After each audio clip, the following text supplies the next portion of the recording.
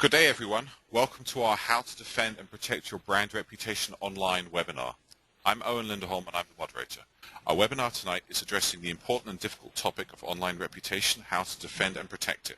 We have two great speakers. Jaffe from Jaffe Associates is the leading expert in legal PR and the legal issues surrounding marketing and PR activities. And Chris Abraham of Abraham Harrison is one of the leading practitioners of using social media platforms for real-world uses and how to fix online reputation issues. Jaffe is going to speak first. Before he starts, let's go ahead and try to have our first poll. Thank you, Owen. I thought that perhaps the best way to get into our program today would be under the subject of how did we get into this mess anyway? Because I think it's important for us to understand where we came from so that we can understand where we are and where we're headed, at least where I think we're headed.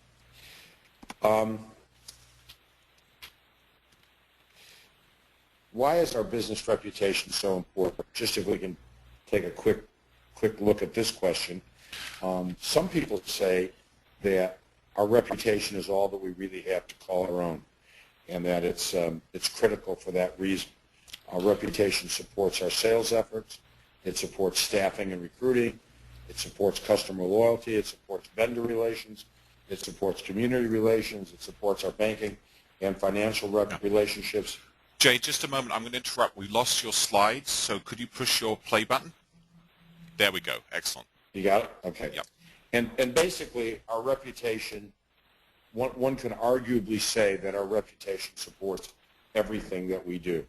So I don't think there's any difficulty in all of us understanding and believing that our reputation is critical. However, protecting our business reputation has always been problematic. If we go back in history, one would say that the word-of-mouth rumor mill was a bad enough problem to have to deal with. You know, the so-and-so told so-and-so, and so-and-so told so-and-so, and they said something bad about us, and maybe we had to go back a couple of generations of people in order to correct it. The fact that somebody was saying something that wasn't necessarily nice about us. But when along came the media, that became much more problematic. Maybe, in fact, one could even argue and say, go back to biblical times and say that maybe Judas had the worst public relations problem of all, because certainly his story of betrayal was put into the Bible, and therefore that was maybe the first bad press that anybody really got. But coming up to much more modern times, we talk about the media and having to deal, in the early 20th century with muckraking journalists, then throughout, history with sloppy journalists, which are perhaps more dangerous than well-intended smart journalists. And then we always, starting right after Watergate, we have problems with investigative reporters possibly ruining our reputation. And then cable news, which on its 24-hour news cycle is constantly looking for news all over the world. And whether we like to believe that it's got a liberal or conservative or Democratic or Republican bias, I think we can all agree that it's got a negative bias, and therefore bad news tends to be much more prevalent than good news. Today we have pundits of all sorts, spin doctors of all ilk, and so the problem of our business reputation staying, or business or personal reputation staying intact has become a bigger problem. At one time, however, the reputation problem was containable in the print media world.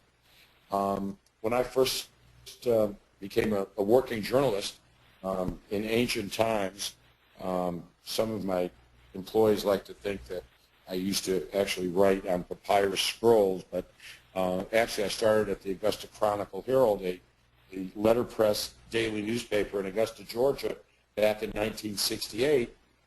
We would have something like this take place. A story that was negative or bad in some form would appear. somebody, the wrong party, would basically say, I don't like that story. They would then go to the newspaper, and they have the right to go down to the newspaper's morgue, where there was some little old person who would clip that newspaper every day and put all the stories, good or bad, into little individual manila envelopes and file them. And that wrong party, the person who had the bad story written about them, had a right to attach a written comment to the bad story. In other words, they could take a note and say, this story wasn't factually correct because so-and-so didn't talk to so-and-so, etc. And basically they could attach some note to it that would say, this story was wrong. And in some way, if another reporter was going to write about that story later, they would at least see that there was an objection to the original story. And in that way, there was some, modicum of control over what went out and what was saved and what was available for future generations in print journalism. So it was containable. And it was also containable in the good old days of television as well. And I'm talking about, really more pre-cable, still primarily network broadcast journalism. Because until at least the late 1970s, there was only one place you could go to see a copy of a network news program. In other words, you could watch the CBS Evening News with Walter Cronkite, or you could watch Huntley and Brinkley or whatever. But in fact, the networks did not keep a physical record, a videotape of their entire news show. They may have kept pieces of different stories, but there was no copy of it.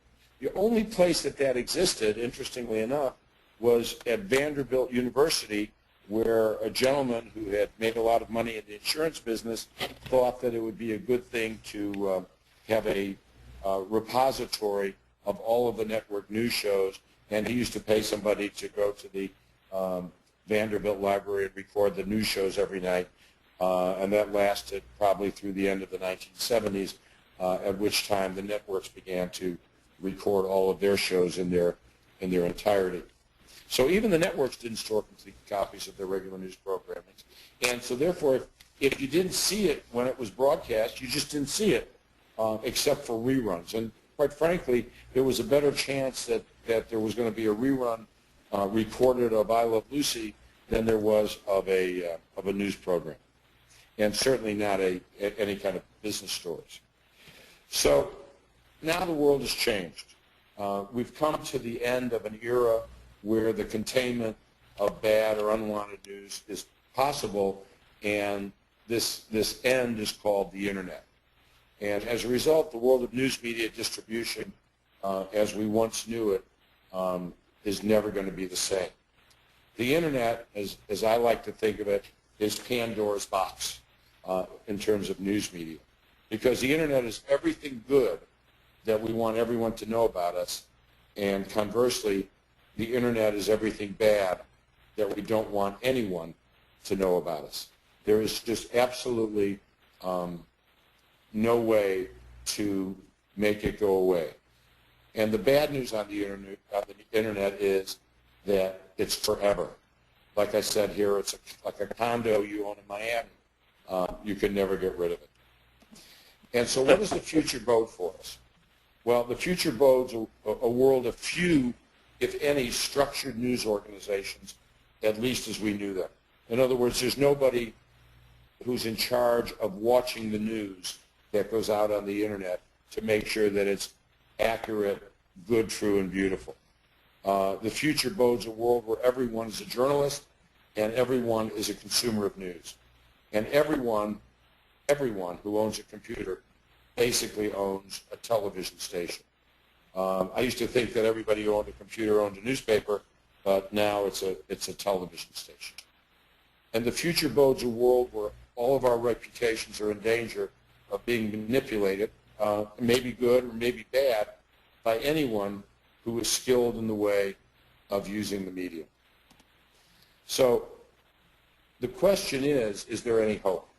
And in talking to Chris And as colleagues, I think that there are some ways, there are some things that we could do. And like I say here, what if, just what if, we could find a way to just not make it seem so bad? And maybe that would be an interesting concept to explore. And I think I hear Chris coming with a recommendation. So, Chris, why don't you talk about how things might look in the future, or now? Thank you so much, Jay. That's an amazing intro and a great oversight. I don't know, for those of you who know me, you know that I'm a little bit of a propeller head. So, like my presentation last week where I went into real kind of practical, roll up the sleeves, this is how you take an engine apart and put it back together. I'm going to do the same thing for this. Unfortunately, unlike last week, I am not going to be using a client example because in the world of online reputation, clients like to be discreet. So I'm going to do my best to use either myself as an example or I've got a special example that I can that I'll show you in just a couple slides. So, Chris, I'm going to interrupt a sec. Please press the blue play button so we can see your slides. Oh, egad. There we go. Thank you. EJ, see, it's a common thing. Excellent. Here we are. How to protect and defend your brand reputation online. Twitter tag ORMD. We keep tracking that ad infinitum, so please make your queries there. It's not just me at Abraham Harrison. I have Daniel Kruger on the line here listening in to poke me with the stick if I say things out of turn. But that's both of our contact info. The deck is already up on SlideShare. When we get to the last slide, I'll share that with you, or if you are on Twitter, you can see it there. Let me just rush through these slides. I'll do my best to keep everything self-contained, and I appreciate your attendance. Here we go. Just to define it, I got this off of Wikipedia. Online reputation management is the practice of consistent research and analysis of your own or professional business reputation as represented on online media. It could be, mainstream media online, all of, including TMZ, all the way down to a Twitter, firestorm, or traditional search engine ugliness. Most of our clients contact us to clean up crime scenes. If there's something that is on Google search that they don't like, they come to us to help them figure out strategies for removing it. It's also known as Search Engine Image Protection, or SEIP, as well as Search Engine Reputation Management, which is SERM. To define it, though, it's formed from a need to manage consumer-generated media to deal with what Jay was talking about, where everybody has their own newspaper, everybody has their own television station. The Cluetrain Manifesto in 1999, this is its 10-year anniversary, speaks to the ease with which one may initiate and amplify conversation online. No longer is the CEO of GE up there on a stage talking to shareholders. They're having their own conversation outside of your control. So, one thing is you need to participate, engage, and communicate online. Now, that sounds easier said than done. The people who come to us generally have done a very poor job of that and are very vulnerable to any type of slander or taking things out of context or even just having a laugh at one's expense. And I'll show you firstly how to inoculate yourself against that if you aren't currently suffering. The first thing is monitoring. Since we do mostly proactive image cleanups, basically hazmat suit, a big brush, and a bottle of bleach, we don't do a lot of monitoring ourselves, but we are pretty much promiscuous when it comes to Google alerts. There's a lot more, there are a lot sexier tools. However, this is something that everybody in the team has coming into their inbox, as you can see from the example. You have to, in order to make it work, I'm sure some of you are frustrated by it, you just have to become a kung fu expert in Google arguments, such as Chris Abraham in quotes or in brackets, or Chris plus Abraham, Chris or Abraham, Chris not Abraham, etc. And you can also, you can get it by email as well as via an RSS feed that you can feed into your news group reader, such as Google Reader or Blogga Wagga Wagga or any of the other ones. I don't know the other ones because I only used Google Reader. I think NewsGator, stuff like that. So be real promiscuous. Create alerts for products, for services, and definitely for members of your staff and your competitors. So mandatory alerts, we don't do steady-state reputation monitoring, but we have tons of this stuff. But don't forget, if we use SM2 by Technology for our social media monitoring, however, don't forget to look at your search results. I mean, if you jump into the social media hole, you'll have something that's on Yahoo News or Google Web that'll bite you in the tush. You won't even see it. So make sure you look at web results regularly as well. Here's a chart that I just took out of context to illustrate something that I'm going to say. This isn't an accurate chart. We have a client that is constantly, is luckily getting a lot of positive attention, but this spike could have very well been negative attention. They can still start on message boards. Twitter needs to be monitored rigorously because that can start a wildfire. Blogs are still powerful tools, and like I said, keep your eyes on the web. And this is my sexy slide. If you can't remove it, hide it. Since there's a lot of lawyers on this call, you guys know that it's almost impossible to have content removed from Google. It really needs to be litigious or whatever the legal term is, or Google will just laugh at you. In addition, if you remove it from one server, it's easier to pop it onto another server or pop it into an international server. They're selling boxes in China for $700 a month, and those are unassailable. So it's better if you see here sexy pictures of military aircraft dropping flares. This is a way of distracting surface-to-air missiles from the main large C-130 transport.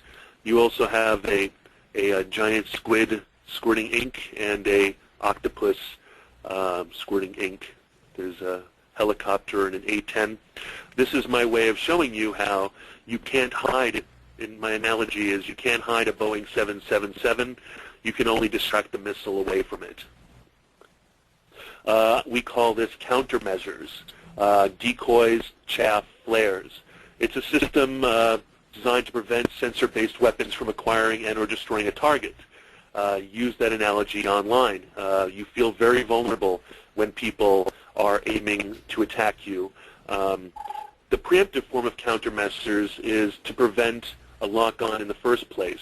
That would be what we'll talk about in a second, which is to inoculate yourself by very much participating in a very textual, very complete online reputation even before anybody tries to attack you. A reactive action of countermeasures is to breaking the threat that's already homing in on you. These soft kill measures, if you think about it in my analogy of search engine results, you want to reduce your signature by going stealth or going offline completely. If you post something that's very controversial, you just might want to take it off. Or augmentation of signature, such as duck decoy, squid ink, anti-surface-to-air missile flares and chaff, by creating more content out there that is positive in comparison to the negative stuff. And if you are a lawyer or a businessman or not in the social media game, you probably have a full client list without really needing to invest in anything but what is called a brochureware website. Such as, a flash site. I mean, when I was working at Edelman, I was offended by how nothing sauce their graphic-based website was, and there was no attempt at creating any type of search engine optimization and hyper-textuality. So the inoculation in my behalf is that I make sure that I have a blog. I have a corporate website that's based on a Drupal platform. I have my marketing conversation blog, Twitter page, Facebook, LinkedIn, YouTube, Flickr, Friendster, Jaiku, Pounce, which is dead, Tumblr page, Utterly, Friend Feed, Quick. You guys all know, if you know me, that I'm everywhere. I'm pandemic. Now, this has taken a long time. What we do as a service at Abraham Harrison is we try to accelerate the movement of time so as to catch up with my 9 years of blogging, my 10 years of blogging, and give it to the client in 6 to 8 weeks. And what clients generally want is to have us clean up a crime scene. Aren't these gorgeous pictures of people cleaning up crime scenes? As you see, it comes down to the hazmat suit, the mop, and the box of Clorox.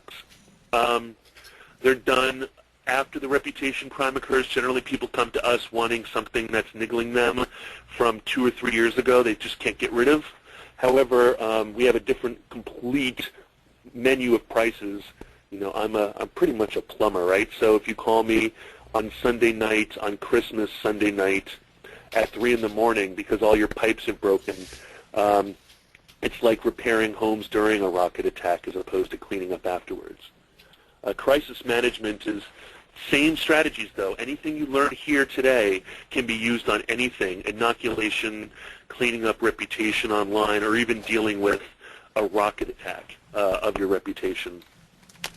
So here's the first step towards inoculation. Dominate your search results. Google requires, Google will only give your website, your personal website, 2 listings, a primary listing and a secondary listing. So that's chrisabraham.com, twitter.com/chrisabraham. Really try to populate all the profiles you can find, anything that you're willing to do.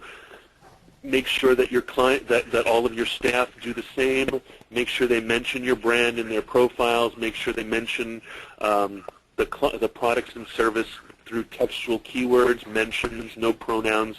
We'll go into that more in a second because I'm going to do a SEO 101, if you don't mind.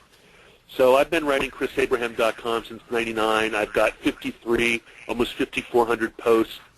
And I also have lots of websites. So I've inoculated like any type of inoculants. If you have inoculation, you protect those around you who aren't inoculated. It's called the wall of inoculation. So my staff are pretty much protected as well because of my massive inoculation. So here's the secret about Google. Google might have made tweaks in its algorithm, but it can't block you out. It really needs text. It needs text to exist. It's hungry to help you. It's hungry to index new content. In fact, it's kind of like the good-looking enough but geeky guy in high school who constantly wants to know where the party is. So Google always wants to know where the party is. It'll really index stuff quickly just to make sure it's not missing something. And in the world of Twitter, it has changed its indexing and its spidering strategy from once a day for highly trafficked sites and updated sites to who knows. So it doesn't make it. Google does not have what's called semantic web search yet. You need to feed them the text that people search on. You need to make sure your language is biodiverse. You need to replicate how your customers search, and you need to make sure that if you have a flash slice graphic or a bespoke CMS, you need to do something to allow Google to read your site and put together concepts of who you are, what you do, what your contact info is, what you're on about. Architectural consistency is important. Google recognizes blogs like WordPress and Drupal. Blogs can speak in pings and trackbacks, so if you're using a flat file site, you can't really communicate in the blogosphere. Use user-readable URLs and user-readable domain names, because if you do a search, you'll see that Google highlights Chris Abraham as the URL, And if you want to create a URL such as, you made it short, but abrahamharrisonllc.us/about versus abrahamharrisonllc.us/node/124. Meta tags work in this search result where it says, here in the second one, Abraham Harrison is president and CEO of the social media marketing firm Abraham Harrison LLC. Chris has been a social media and technology ... That information is in my description tag. It still works. Alt tags work. Descriptions, keywords. The more hooks you give Google, the better. There's no panacea, but I forgot to put this. I was going to put this slide in, but there's the magic trinity. There's the they want the content to match the URL to match the meta tags. I mean, there needs to be consistency. You know, having an article about being an accountant and then squashing in Pamela Anderson stuff doesn't work. And pronouns are the enemy of textuality. So call yourself Chris Abraham, not he. Google perceives a web page by page. It's only through links. Can Google discern what a site is? Separate pages on the same site can have different page ranks. So blog rolls and tightly linked sites and interlinking between each other, and also in blogs, linking to other people after quoting their content is very powerful stuff. The juice you can offer and receive also textual. URLs are less useful in textual links. Chris Abraham relays juice better than dropping URL. Tiny URLs are useless in terms of transferring Google juice. And blog rolls still rock 15 years later. Now, in terms of advanced optimization, I'm always going to recommend, in terms of inoculation, I'm going to go into more detailed reputation management stuff next, but it's always good to start with a corporate blog. Make sure your staff has blogs and are bloggers. New Media Strategies does an excellent job of this. Everybody in their team blogs or are bloggers. You can do RSS aggregation on sites like Tumblr, an excellent way to do that kind of thing. Social network profiles, like I said before, cross-posting posts and status updates through Tumblr and Ping, and then something we do in a proactive end, which is called Earned Media Blogger Outreach. That's basically doing PR, blogger PR. If you'll see the graphic on the right, we've had thousands of organic earned media blog posts about the Fresh Air Fund. That organization is so well inoculated, it's not even funny. But you have to have a good pitch, you have to have a good story, and you can't make bloggers do anything. So you have to be compelling, you have to be attractive, and you can't demand a thing. We'll go into that later. Next week we're going to have a digital PR free webinar, ad placed here. I'll go into more of that stuff. Now, here's my case study, the poor maligned pig. Since I need to be discreet about clients, I will talk about the poor maligned pig. Aw, duck cute. Ooty pooty pooty pooty. Okay, search engines are very different. In other words, if you search for pig on Google, it brings in news items, it brings in all kinds of stuff. You'll see that there's only one positive. Green equals positive, blue equals neutral, red equals negative. You'll see that there's only one positive thing on Google, because Google is aware, like I said, doesn't want to not be invited to the party, so it brings in blog content, and news content, and everything. But if you look at Yahoo, like, they're not really up to speed, so everything is either neutral, which is blue, or positive. Yahoo is a gentle place for us. We like Yahoo, and we like live. However, this is a more dangerous situation, and this is why all your clients want your top 3 pages, 10 results a page, to be on Google, because that's the only one that really can keep up to speed. Chum thyself into social networks. This is a lot of, the first thing we do for our clients is we make sure that they have a real profile on as many of these as humanly possible. And that's a lot of content. And most of these social network sites have huge Google love. YouTube, Twitter, my goodness, it is incredible. So Dig, Delicious, I mean, all this stuff is great. But after you create it, what happens? Does it molder? No, it doesn't have to molder. I'll talk about cross-posting and ping tools later. But then you need to go into getting a domain name strategy. The best thing to do, sometimes when I'm angry at a company, I'll go in and look at their C-suite, and I'll register like half of the full names of a company I don't like C-suite. Mind you, I'm smart enough not to do anything with it, but if I'm really angry, I'll go ahead and own the top 8 executives in a large company and get all their .com domains. Don't let that happen. Don't let a vindictive guy like me get in the way of controlling your brand. Also, make sure all of your services, all of your sub-products, all of your verticals, everything, it's only $6 to $25 a year depending on your register, depending on whether you get private registration. And don't forget, long URLs are fine as secondary URLs. Write it all out. Abraham Harrison LLC, Christopher James Abraham, because Google indexes domain names the way it indexes page text. That can give you juice. Don't be frugal here, people. I can't even tell you how many people haven't bought domain names because, and you just drop $1 billion on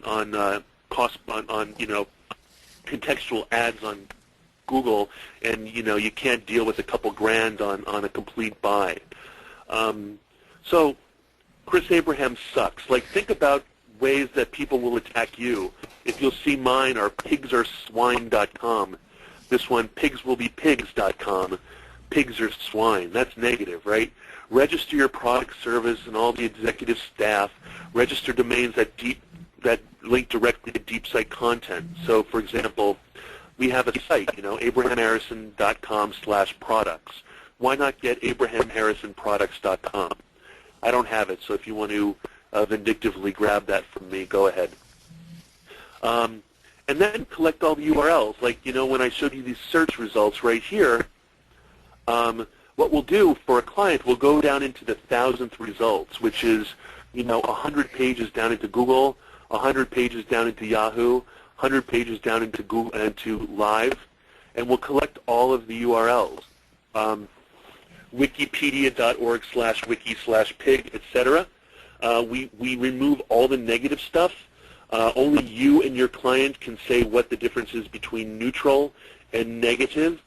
When someone, if I saw a result that said Chris Abraham is a PR doofus, I would consider that neutral because, my parents told me that names can't hurt me. So I'm considered that neutral. If it says Chris Abraham is a dirty poopy head, I consider that negative because from all of you guys who know me, I'm not a dirty poopy head. I'm a PR doofus, however, so you get to choose with your client or as a personal brand what you consider to be neutral and negative. I scrub out negative things, keep all the neutral. Generally, when I search for pigs or search for Chris Abraham or whatever my client's name is, I don't put quotes, and I let all the magic of deep links happen. Every Earl is good. Did you get that? Every Earl is sacred. Every Earl is good. So what I got from the search result is I got about pigs, swine, and hogs. I got a theater group that had pigs in the name, children's book with pigs, a rugby team, pigs in space, show pigs, barbecue site, guinea pigs, a Nine Inch Nails song, etc. These are all great chaff. Back to that picture. Excellent. And, defensive SEO, in my opinion, is, SEO's for wimps. That's just promoting your own brand. What I'm doing here, what we do here, is we promote everybody else's site. We'll populate a number of domains with a number of blogs using a number of platforms by hand over time. Part of that is that we create all the sites that a company should have been doing for the last 10 to 5 years. We quickly take some of those domains. We create aggregators and what we call Boing Boing sites. Boing Boing's my favorite blog, but all they do is basically get other people's content and link to it. So they excerpt a big block of content, they find cool stuff, excerpt it, paste it, and then link to the original content through a text link. We do that a lot. And so we basically create lots and lots of blogs that are focused on deep content of our client in a positive or neutral manner. And it can be very bizarre, including, if you'll see, a link to Google Books where Christopher and Abraham aren't even in the same sentence. It's very interesting, deep stuff. I don't know if I'm being clear, so I look forward to explaining in question and answers. I'm almost done, I promise. The goal is not to promote the sites that we build. I'll go into more of this in a second. Our goal is to promote everybody else's sites, at least the pause and neutral stuff. We only use real content. We also ask our clients to go into their tape drives, go into their My Documents, go deep into the very first press releases that they did back when they were whippersnappers, and give that to us either in paper form, which will OCR, we'll scan it with optical character recognition, or we'll take all that stuff and we'll chap it into the content as well. We're also happy to work with the client on architecture, site architecture, SEO, comment on dit, anyway, as an SEO, can't even think. Anyway, an SEO audit. So deep searches are pretty spacey. Chris Wilson of 235 North Abraham Lane will come up on a search for Chris Abraham, although I made this one up. Aggregating positive and neutral content. When we dig deep down, we find deep links. Google has limited resources, so old content is basically archived. We want to reactivate deep archived content. See the pretty picture on the right? Pig info via Pig's Peace Sanctuary. We link to that old content. What we want to do is we want to excite Google into looking at positive things about pretty pigs, not negative things about dirty swine or the H1N1 virus. Excerpting deep content and deep links into new blog reactivates them. We call it boing boing strategy. Find content, excerpt it, make equip, and link to source. We do this by hand because all the bots that we found are really ugly and they make people hate you. They're not intended to be features. We just use simple things like WordPress.com or MySpace blogs or Vox, or most of the time we'll use WordPress and Drupal, and we make it so that they're user-readable. There's a pretty sitemap for Google to bite on, and we have dynamic metadata. So each one of these blogs, even if there's 25, we make it look like a real blog. We include about pages. We connect via Google Analytics and so forth. Everything is done by hand. We sometimes use Drupal to aggregate content in the same way we'd use Tumblr.com, Tumblr.com. Setting up your aggregation strategy before you start blogging by hand is essential. And an awesome magic tool is called WordPress MU, mu.wordpress.org.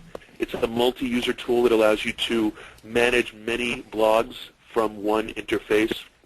And by the way, Google does have human reviewers, so make it look personal, make it look complete, and don't put garbage content. It needs to be real content added to the world that links to old, positive, and neutral content. Otherwise, it's a spam blog or a splog, and I don't want to do that. Okay, this is, we do often use our own blogs to populate the content of other ORM blogs. So what we do is, there's no book written about this. Experiment with stuff. Play around. It couldn't hurt. You're already in the doghouse, or in this case, the pig yard. And then submit every URL to everywhere. Most SEO experts tell me that I'm foolish for using submission tools, but I think I'm just superstitious.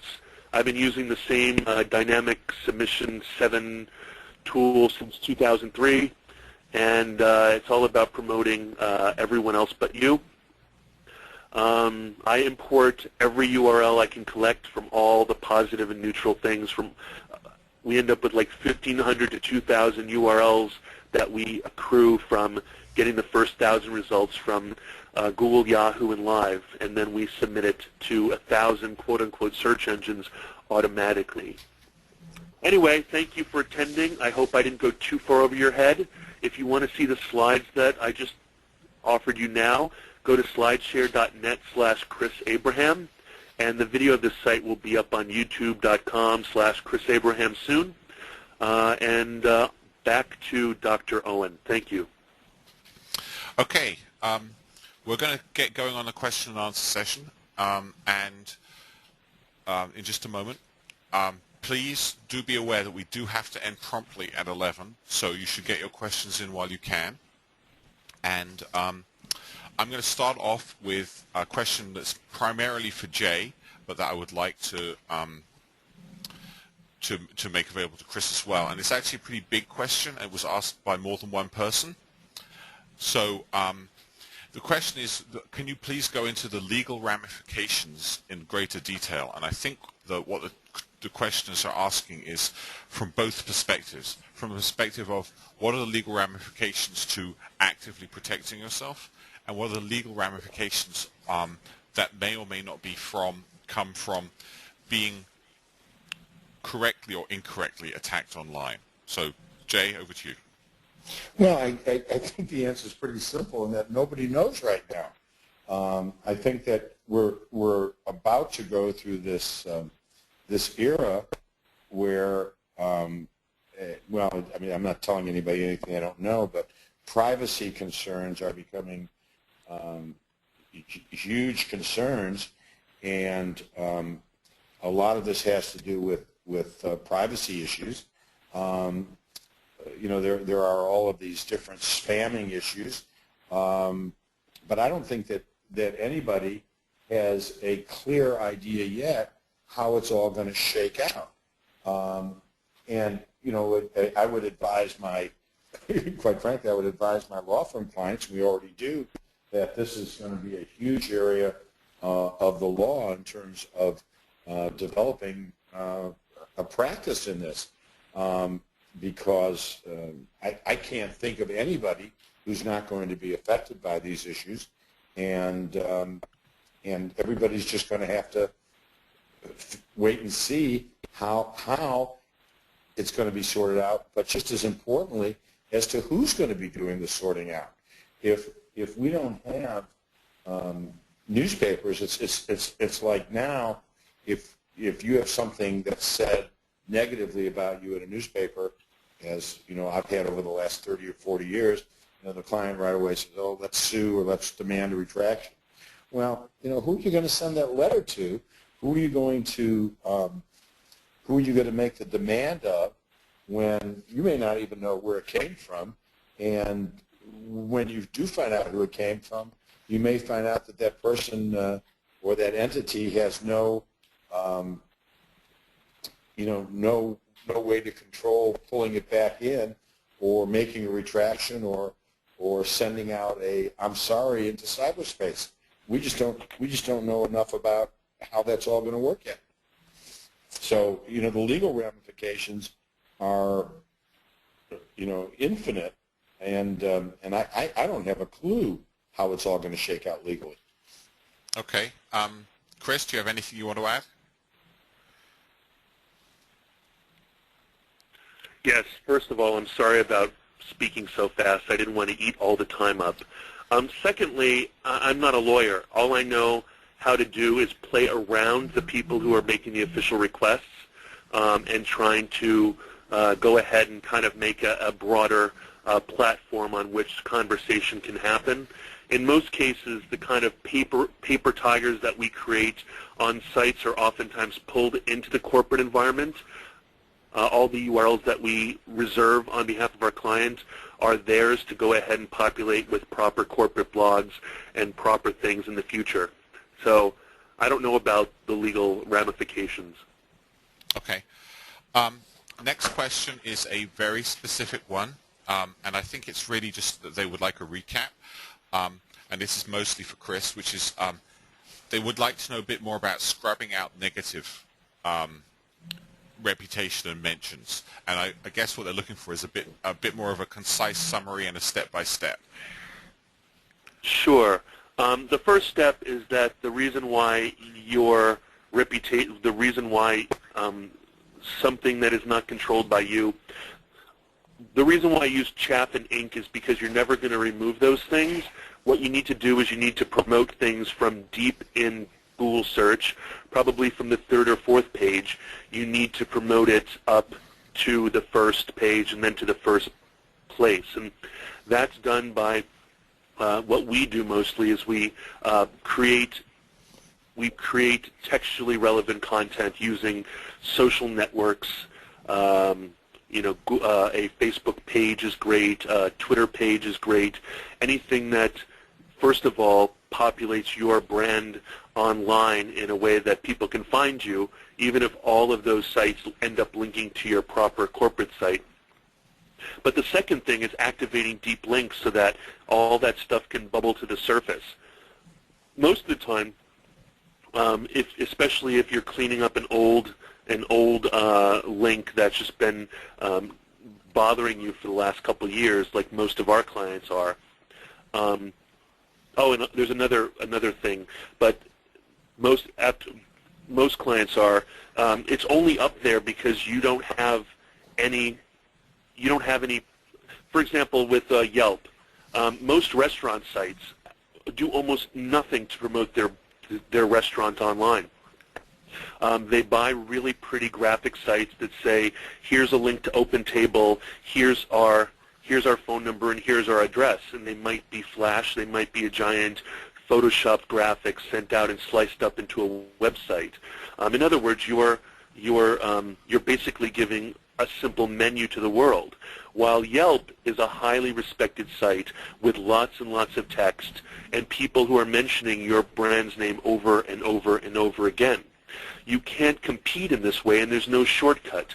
The only way you can compete in that way is maybe by doing a blogger outreach where you ask every Washington, D.C. blogger to come in one night and have a meal on you, or go into the kitchen and maybe learn how to cook and how to handle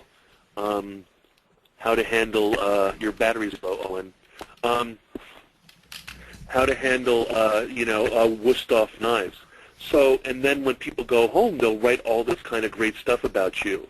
You really just have to make a point of controlling your own brand, and that brand control needs to be textual. If you send out press releases or if you send things to the local paper, you need to make sure that every one of those things ends up somewhere. Here's the big secret about blogging. You don't have to write love notes to your high school girlfriend on your blog. It's not...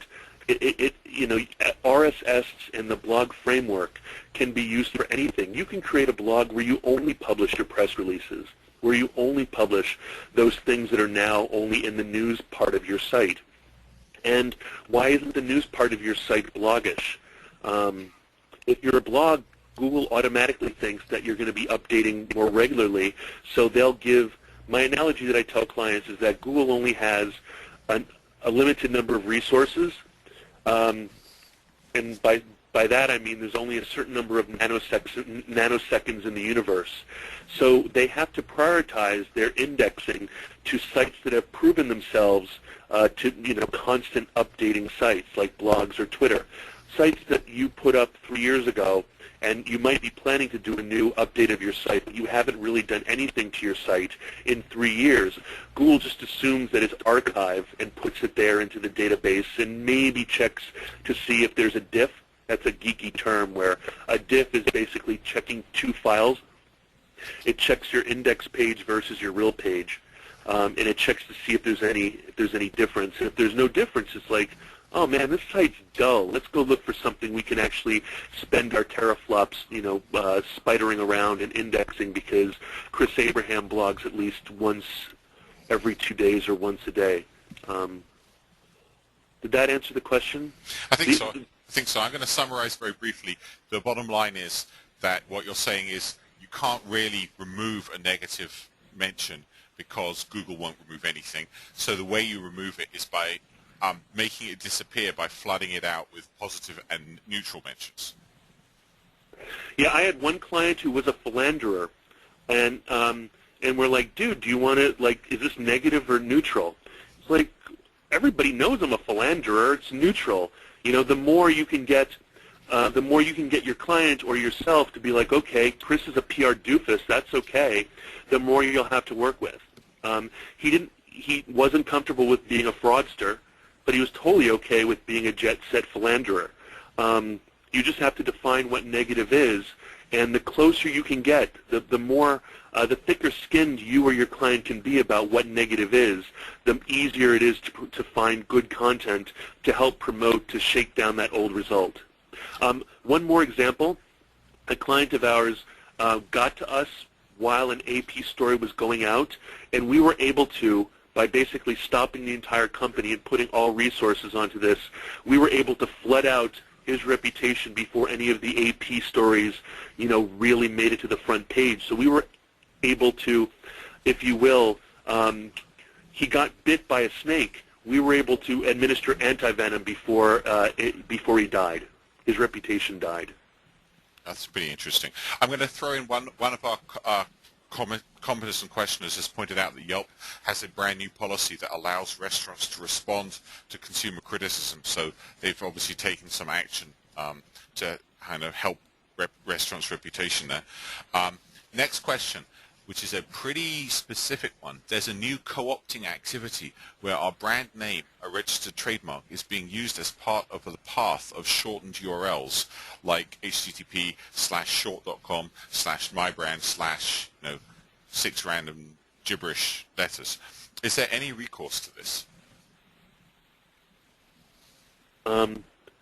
Well, I think that you need to appeal to the hosting company or to the developer, because I think that after there was enough hullabaloo, now Twitter has a policy on how to officiate. I mean, and even Facebook. We're on the phone with Facebook. Facebook and Twitter both have very strong corporate identity policies, and I think there's a legal kink in the armor for anybody who does this kind of thing, because if Google, Facebook, and Twitter change their kind of laissez-faire attitude in order to allow corporations to control their trademark, I think you have a pretty good case getting those things down. Well, as I said, this is a whole new area of the law, and I think trademark lawyers are going to have a field day in the area of new business litigating these issues, because they're so new, and there's nobody that's clear on any of these yet. Okay, excellent. Okay, we have another fairly specific question. Do you recommend using WordPress or Drupal for a corporate blog? What are the advantage and disadvantage of using one or the other? Well, if you're doing a blog, I would recommend WordPress. You have so many tools. It's so easy to install. Everybody pretty much knows how to use it already. Drupal is amazingly powerful, but I would only use Drupal if you are making a blog-friendly, a blog-speaking content management site. So my corporate site, although not pretty, is Drupal, because I can control, the architecture in a website kind of way, while still having bloggy tools like comments and pings and trackbacks. If you're only going to be doing a blog, and some people even recommend using WordPress for a content management page. But I would start with WordPress. Okay. Chris, I'm going to ask you to hand over control back to you, because some people are asking about being able to get information about where to get the slides again. So if you would pull that slide up, I'm going to hand the screen back to you. Okay? All right. Slideshare.net/Chris Abraham. And then the video from last week's Twitter is already up on youtube.com/Chris Abraham. Okay. Cool. I think we have time for one last question, and that is, can you talk, both of you please, talk a little bit about what the differences there are, if any, in defending a personal reputation versus a corporate organizational reputation? Jay, why don't you go first? I don't think there is any difference.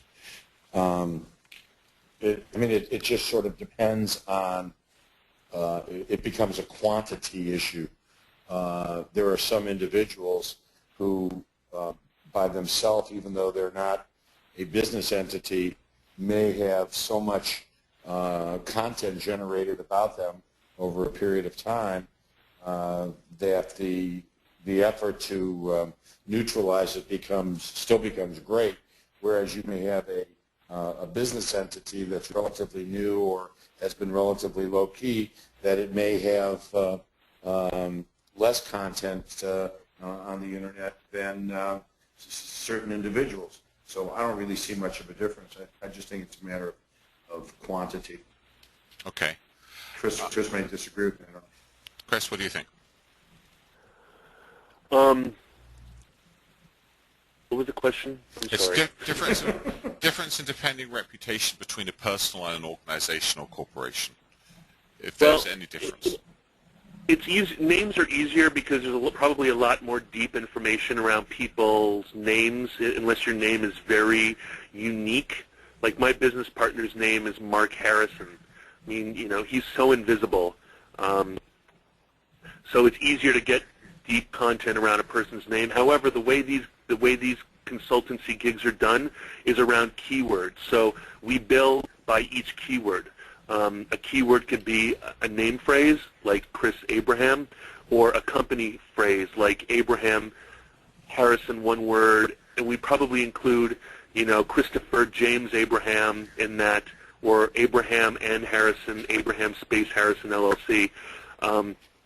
So, if you were to come to us and you had the entire C-suite you wanted to protect or whatever, we would need to kind of work on a per keyword basis, if you will. Okay. Thank you. But one thing, if you inoculate on one keyword, just because like a company name or a person's name, they'll probably be, since a lot of the other names are going to be in the content we create, there's probably going to be a little bit of a help everywhere. Okay. Okay, unfortunately, we're going to have to wrap it up. We're out of time. Thank you, everybody, for attending our webinar today. We'll email everyone links to the archived on-demand versions and to the slides as soon as we can, and we'll get back to anyone whose questions we missed afterwards as well. Thank you very much, and all of you have a great day. Thank you.